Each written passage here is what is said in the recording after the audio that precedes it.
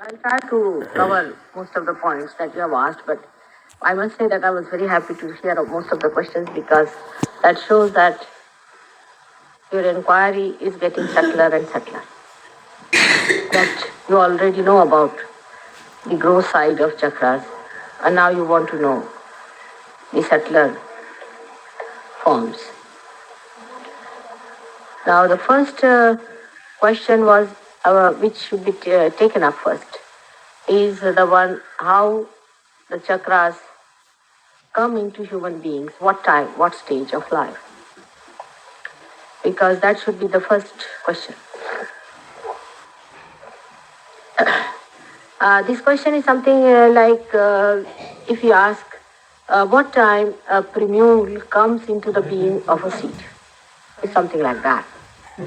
That a human being, when he dies, as I have told you before, he does not die fully. Only a part of him dies, which is mostly the earth element, and the rest of the elements remain there. The rest of the body disappears, and we can't see it because it is not a complete human form. It goes on decreasing in size, and the Kundalini leaves the body and stays outside the body. And the Atma, what we call the spirit, also leaves the body and stays outside the body, which is the remaining body. The constitution of this new body is different from our constitution. We can say a light that is extinguished has all the body except for the light. But the light goes out of that body. In the same way, in a human being who dies, the spirit and the Kundalini leave the body, but they are around that body.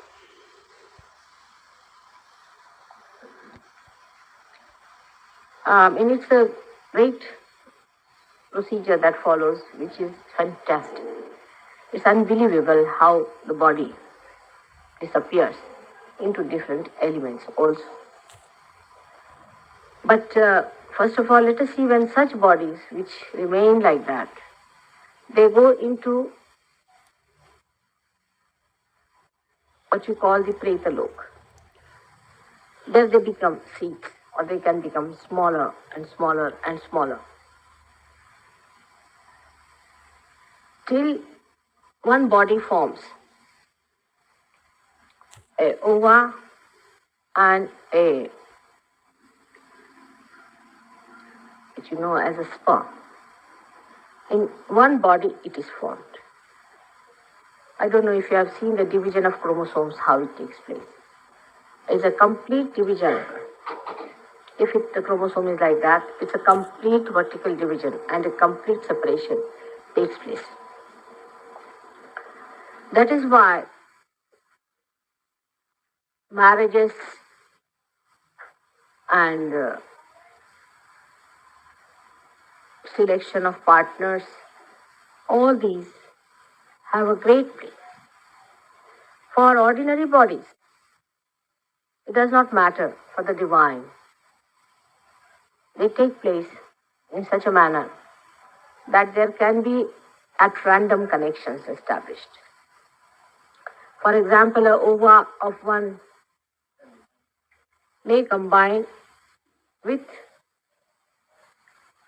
the sperm of another. It happens at a very lower stage of evolution. Among human beings also it happens like that. For some people who are just not very evolved, we can say. But mostly the ova rejects the sperms. It only accepts that sperm which is meant to be accepted. Now it is such a minute work, it is so fantastic that it is unbelievable. We have no idea as to how God works out. It's absolutely tremendous that even the ova goes on rejecting the sperm that is not the second part of itself. And that's how so many sperms are wasted and so many ovas are wasted. So you can imagine that there is a tremendous machinery which is working out this. Especially people who are realized, even they are reborn. All the forces of the divine combine to see that this ova is placed with a person who is ultimately going to meet the person who has the proper sperm, so that there is no problem as far as the meeting is concerned. And the divine takes all the care of these great souls.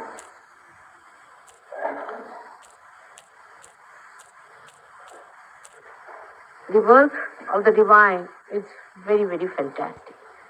And it is beyond human conception to understand how the awareness of God can look after all the minute small things of the world. You cannot do even a small thing like attaching this to this one unless until you pay some human attention. So you can imagine the attention of God who invades so many seeds in this Mother Earth and gives you such huge victories. I mean, we have taken them for granted, but if you watch, you will feel the fantastic dynamic force behind it, which thinks it, which does it so perfect. But we think that it is all automatic, and that's how we can bear it.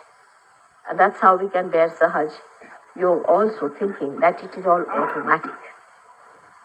The second question is, when did the chakras then are in the body embedded? They exist in the body and they go on existing.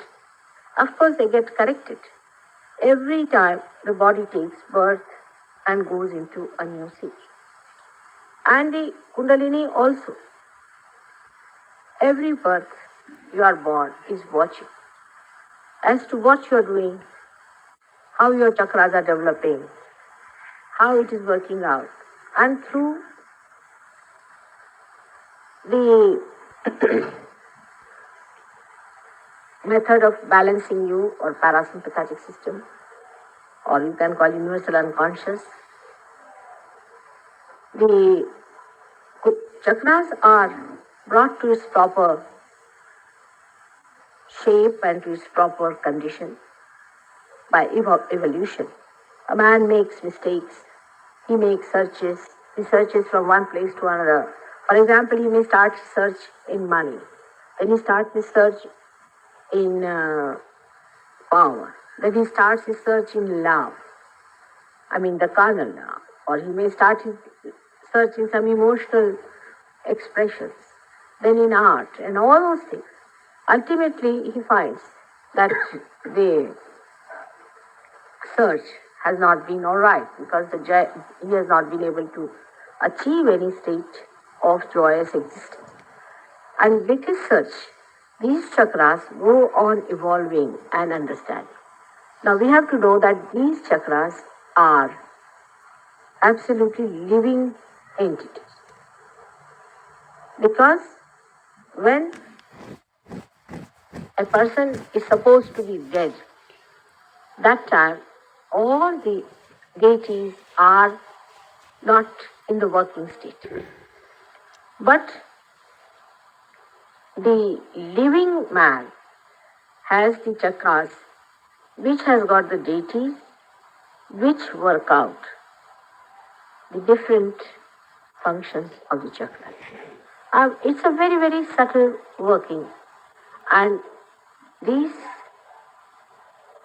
can be called as the reflecting mirrors at different levels of our awareness, where the deities which are placed in the primordial being, the Virata, are reflected. And they, once awakened, start working out the plans of the divine. In some of the human beings, when they are searching these chakras, find that the person or the subject is going to the extremes of things. And this comes because a human being has got freedom to choose. And in his freedom, he goes to the extremes. And by going to the extremes, the chakras get damaged.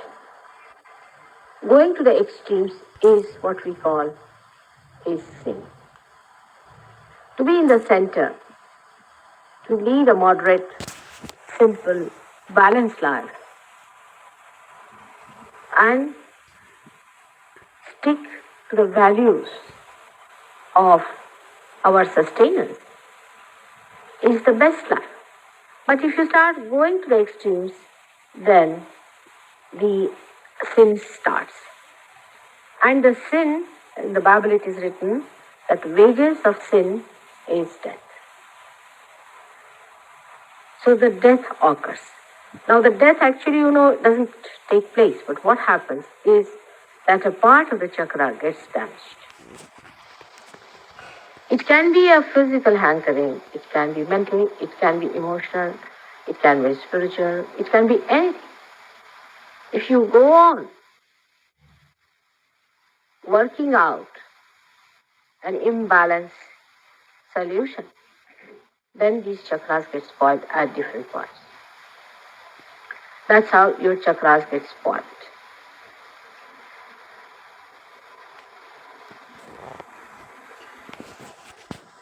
The chakras are according to our awareness in different states. For example, for a doctor or for all of us, we know that we have plexuses in our body. We know we have different plexuses. Like we can say pelvic plexus, we've got solar plexus, we've got aortic plexus, we have got cardiac plexus, we have got cervical plexus, we have got optic chiasma, we've got limbic area to act, or we can say pituitary and pineal body act optic chiasma, and then we have got limbic area where we have got certain points which are active. This every doctor knows because they have even tested the limbic area of some monkeys, and they found that if you excite the limbic area of the monkeys, they feel very joyous with electricity. So all these chakras in the body of a human being are only felt as gross expressions, which we call as plexuses, in the parasympathetic and sympathetic channel. They are all connected, as I have told you, that the sympathetic comes from both the sides and creates a central channel, and that is the parasympathetic. So it depends on the balance of both these sympathetic that the parasympathetic works outward. When the balance breaks up, any balance can upset both of them. And when it is completely broken, then they become on their own. And that is how it is the complete so-called liberation of man from God's grace. Once he is completely liberated from that grace, he starts falling into the state of, as we call them, Rakshasas. He goes to hell. He goes to the other kind of awareness where there is no feeling, no consciousness of conscience. He doesn't think twice. He can kill 100 people without even feeling bad about it. He loses all his emotional side, and also he loses all his wisdom. What remains in him is his own ambitions and his own desires or his depravity. And he goes on without feeling any compunction or any binding from the divine or his own dharma. So these chakras are very important for us because first of all, they give us the balance for our everyday existence. They give us God, and we can think of subtle things and abstract things. This all comes through the help of the chakras. If you ask me if the animals have the chakras, they have, but they don't have all of them separated.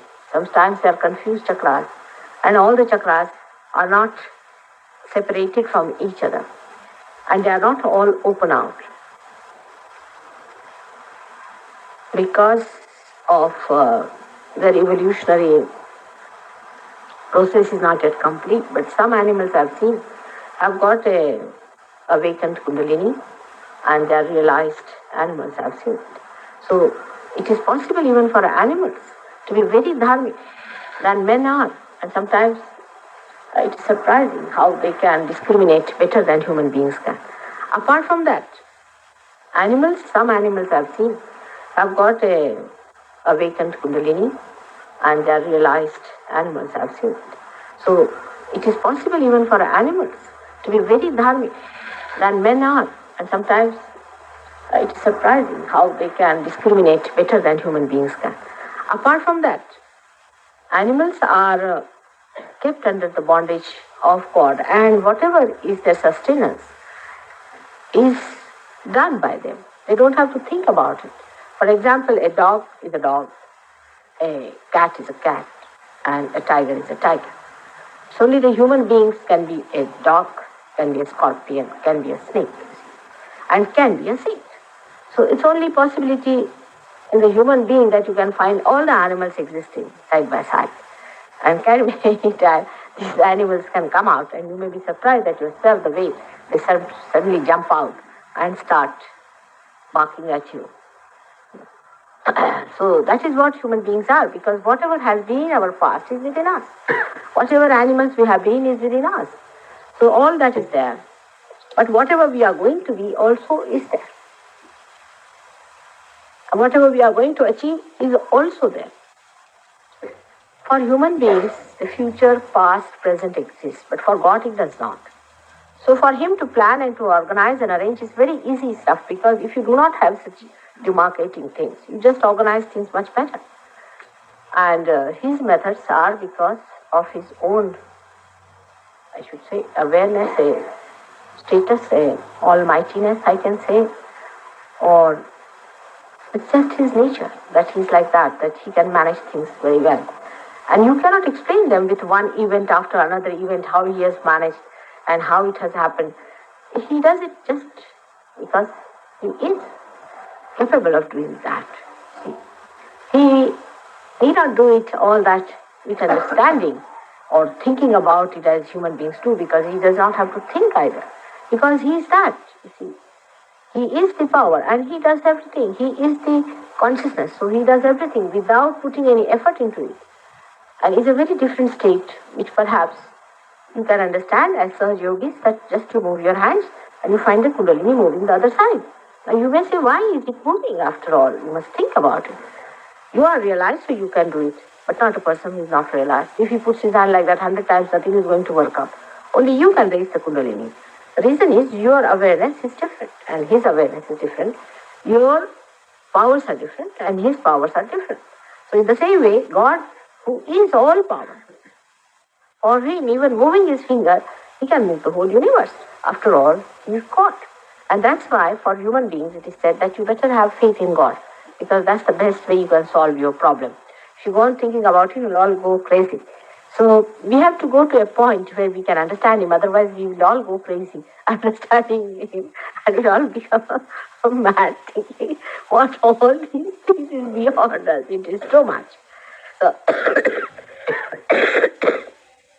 But because in Sahaj Yoga now your awareness has come really to such subtle form, one can understand so many things and can understand the subtler ways of God's doing and also understand what is possible for you through subtle methods. We can talk of subtler things, but talking this to anybody who is not a Sahajogi would be something madness. They wouldn't understand a word what I'm saying. It's only meant for the people who are Sahajogi. So we came to a point where I said that in the gross, they are expressed as plexuses in the human being. Now, this is known as the gross way. Now, the subtle form you have seen, the sukshma as they call it, the subtle form. The subtle form exists in the human being, which you can see, you have seen it. The subtle form as energy when it starts pulsating, you have seen the pulsation. But this subtle form is in two forms, you can say. One is a sukshma and another is ati sukshma. Because in the sukshma, you can see and a person who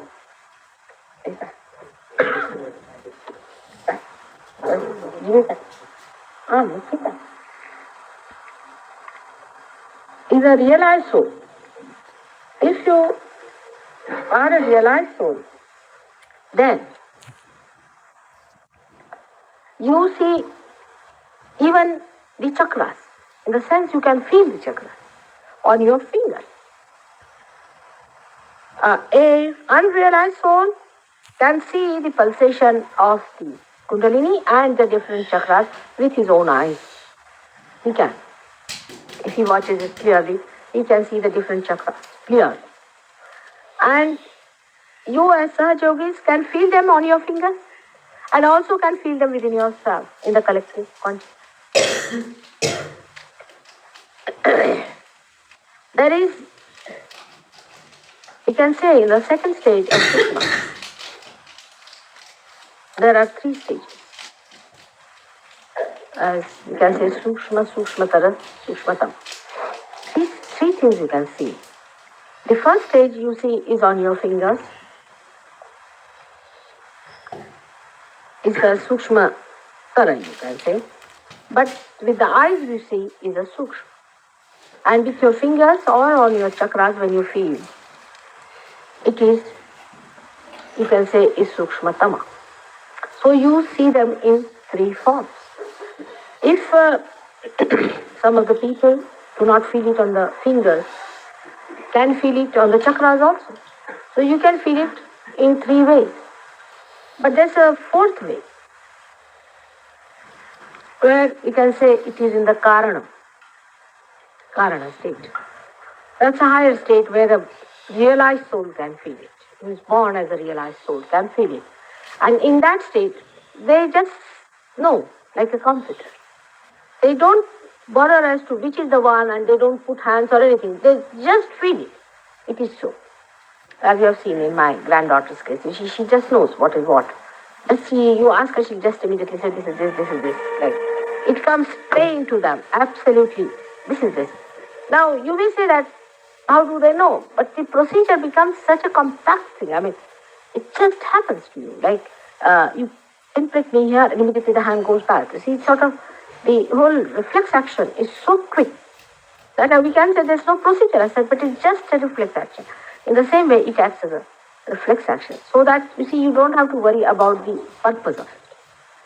That is the state where you say the Karana state. And the Mahakarana state. Now this is the third stage, is it?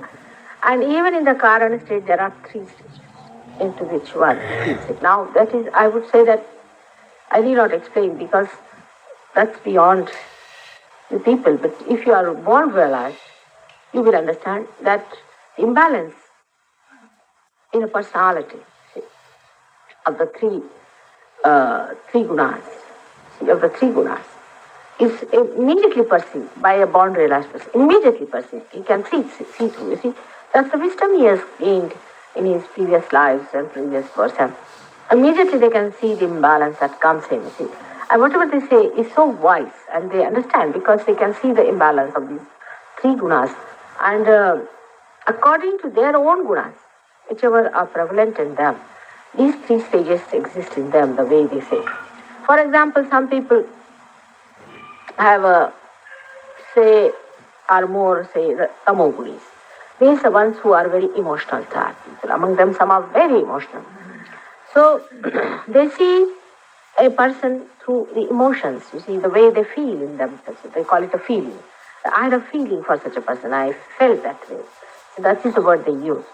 But supposing the person is Rajoguni, he has been more towards going through, say, he has been working on the Rajoguna, like praying to Surya and praying to doing Gayatris and praying to all the heavenly bodies and also the five elements like that. If he has been doing yajnas and all those things, he Rajoguni. Such people see them as lights, as electrical forms. So they see them as uh, colors and things. You see, so one sees it as an emotional thing, another sees it as a color, or we can say any form. They see them as forms or colors and lights. They see as electrical currents, and some see them as different flowers. Now, there are feelings, and also they are these Rajoguni expressions which you can see with your eyes, see the creation itself. But there are also feelings. So, those who can see feelings more, a person who has been very loving and who has dealt in this side of life, who has been a bhakti man, you can say, a dedicated man who has been praying to God and crying for Him and asking for His help and weeping before Him with all his heart. Such a man will feel a person more. And a person who is more dedicated, say, to forms and things, will see them in a different way as forms. So then they see them in colors, because they are also colors. They are also colors and they are also sounds. So the sound is also one of the elements, so they can see as sounds. Now they also see them when the Kundalini moves. You see, they see the sound moving. And they also saw, most of the people who have seen this have been the people who have been meditating through this, we can say, the Patanjala style of meditation, where they were single people, Parshurama style. You see. And they saw these forms, and they saw the movement of the Kundalini through the chakras. When it passes, it creates a sound, a word. And so they studied every sound, which sound was created, what sound was created, what color was there. And so it is a one-sided knowledge of the right-hand side, of the people who went through the right-hand side, that they say that this thing was created, that thing was created, and then this sound was created. Then they formed a language. It's the original Sanskrit language, which was formed. That's why it is called as a Devavani. And that's why these deities understand Sanskrit the best. When you say Sanskrit mantras, you see, they absolutely understand them very fast, because this has come originally from there. They studied that and then it was done. But other languages, in India, most of the languages were taken from Sanskrit, converted into something else, brought to another form, and then another Sanskrit came in, Prakruta, Sanskrit, and these five languages, Magadhi, Paisachi, Maharashtra, and all these languages came in. So it is a derivation. Other languages in other countries that came up, you see, was also, of course, the expression of the Kundalini, but they learnt it more from, say, the words came from the outside. You see, the sound of the air flowing. They call it so. They call it S, like that. And from the nature, whatever they learned from outside, because the approach has been more objective. So objective approach is always little less than the subjective, because subjective is from inside and objective is from outside. So when you go from the objective, the deviation into the main sounds that are coming from inside, you see, the purity is little bit deviated. As you know what is objective and subjective approach. So this has happened with some languages. Some languages are very, very close to Sanskrit. And but they took a turn according to their gunas. Now, the Sattva-guni, the center part of the Sattva-guni, as they call it, you see, they are also the people who have Sattva-guna more in them. They see chakras in the right form. But Sattva-gunis should not be confused with the people who believe that if you eat this, then this is sattvic. If you eat that, that is tamasic. Or if you say this, this is sattvic. Or if you do not kill anybody, then it is sattvic. In this, the right perception comes in. For example, you have to explain why Krishna killed so many Rakshasas. It was absolutely sattvic. It was dharmic, absolutely dharmic.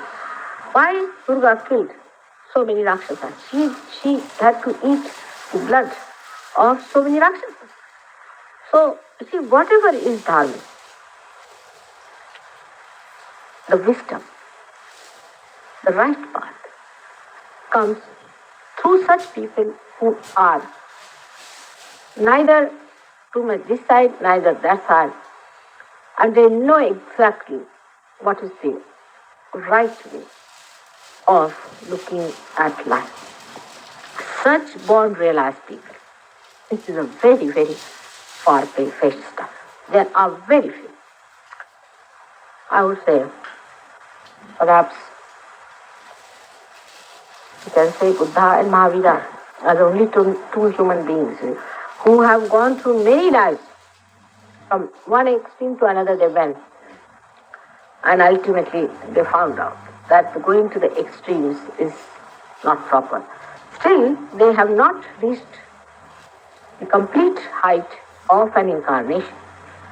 So, a model was to be created who would be all the time giving a fixed point for a person to rise to that. And these are the different models which are placed within us on our chakras. And these models are perfect models belonging to those chakras. So, according to the nature of the person who is watching these chakras, one sees them and gives them importance also. Now, for a person like say Shankaracharya. Shankaracharya is a born realized soul many a times.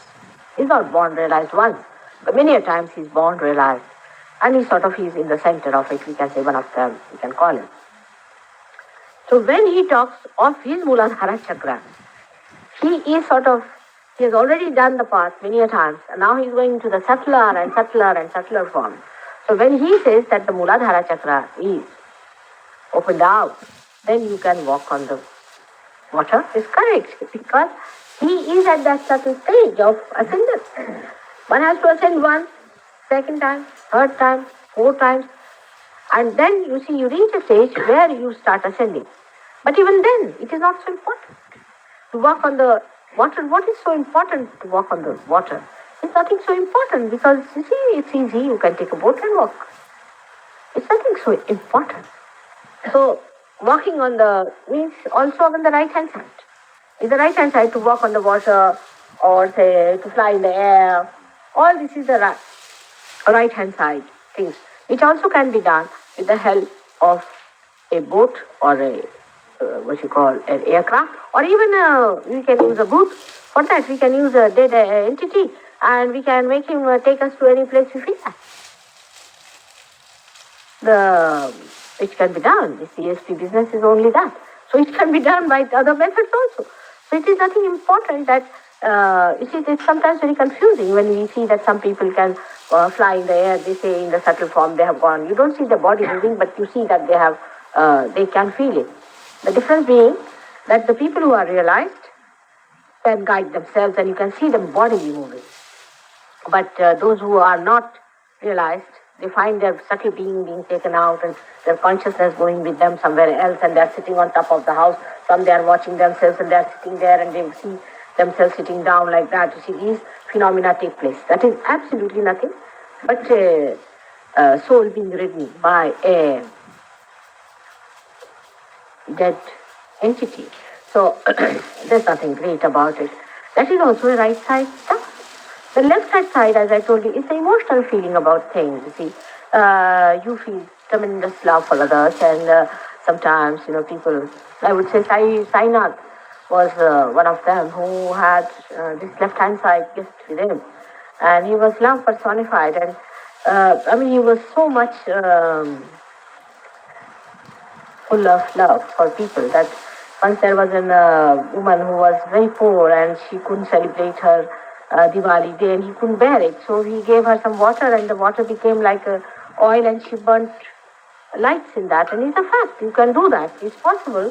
And with this power, you can increase food sort of thing, you see.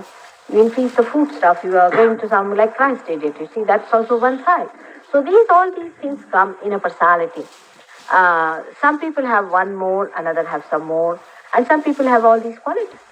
Those who are incarnations have everything. They can do everything that they want to. And they will use whatever they want to do. If they don't want to use any powers, they will not use. So it depends on. So it's nothing important. Supposing you see something, all right, there you can see it is a good thing. But that doesn't mean that you should stick on to those things. But you must try to do what you don't see. For example, now you see the light coming out of somebody's head. Now that's one side of